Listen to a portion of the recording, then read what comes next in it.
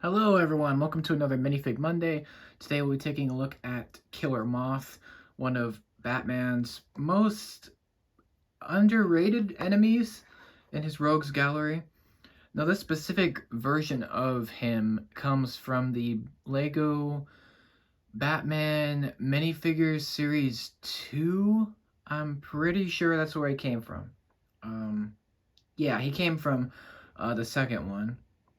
And it was from the Lego Batman movie, I believe. Um, and yeah, so sorry about that if I, took a pause there. I'm just trying to remember where exactly I got this figure from. But anyway, here he is. He's pretty awesome. I really like his design.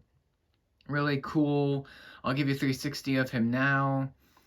He's pretty unique as a figure. I don't think we've had Killer Moth that many times in the Lego Batman theme. I think he's only in one other. Let me think. I don't remember which other set he came in, but there's another version of him where he has like a different helmet on. You can look that up. I think there's like two different versions, so this is one of them, and then there's the one with a different helmet and a different design slightly from this one.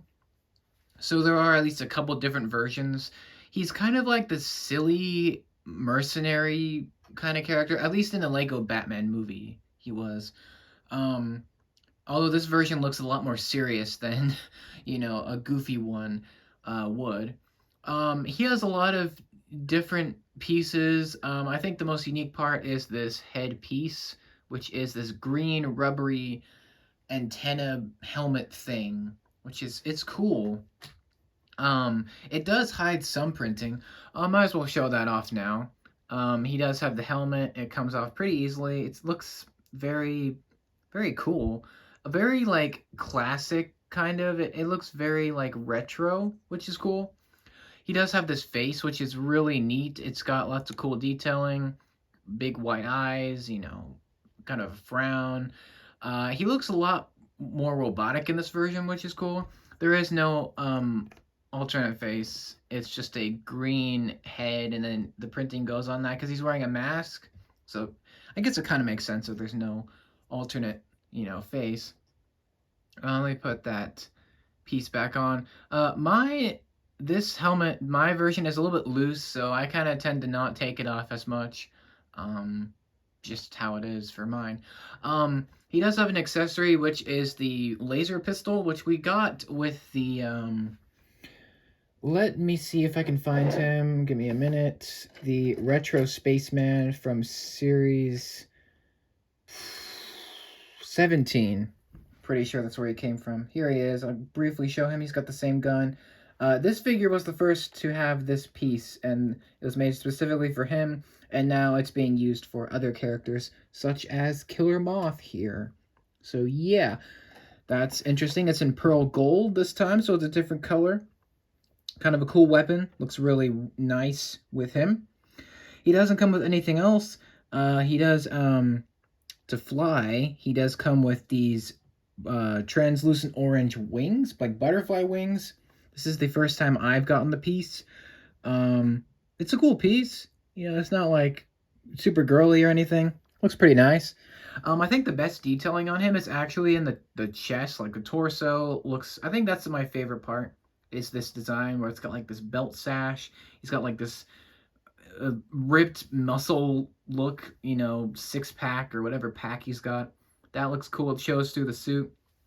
He's got the Killer Moth logo on his chest there, and he's got like almost like underwear exposed over his suit. So that's cool. It's got like green stripes and then red undies, I guess. Which is interesting. The design does continue onto the sides, as you can see. There is printing on the back, which I might as well show that. Let me take off some of his stuff here.